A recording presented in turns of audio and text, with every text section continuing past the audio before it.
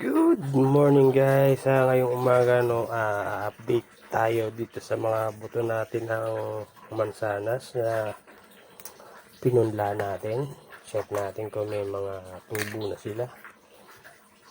So, ay may nakikita kayong mansanas, no. Yan yung isa din sa variety na ano natin rito guys. Pinunla natin. So, check muna natin.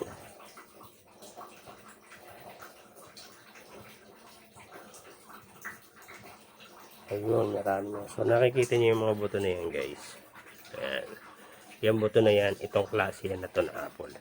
Ito yung tinatawag na strawberry apple. Malulutong din siya, parang Fuji apple, pero maliit lang na version. Saka mas mapula yung ano niya, yung pagano, parang ano ng strawberry yung pagka-red. So ayan, so ginawa ko kasi yung pinagsama-sama ko na sila dyan, magkakasunod na Batcham Valley. So kaya marami na tayong tubo na ano, 1, 2, 3, 4, 5, 10. So meron na tayong bagong 10 na patutubuin pa na ano. So kahit sa mga isang araw na natin yan kunin para tumubo. Ito yung natirang buto ng peras yan. So pwede naman yan na sa isang araw pabahin pa natin yung pinakaano ng ugat niya bago natin sila ilipat sa ano, sa ano natin, mga taniman na parang grow out ano natin.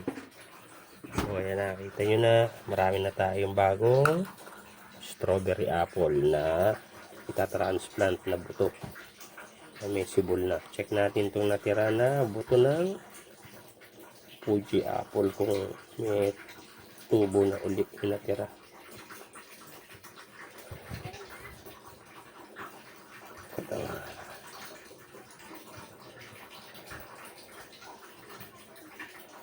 So yun, meron na may tubo, isa pa lang. So iwan muna natin yan dyan. Tapos yung isang buto na yung pala buto ng peras yun guys. Yun, buto ng peras yun. Pero ito Fuji apple yan. So may ano na siya, tubo. So antayin na lang natin na lumaki-laki pa yung mga sibol bago natin ilipat.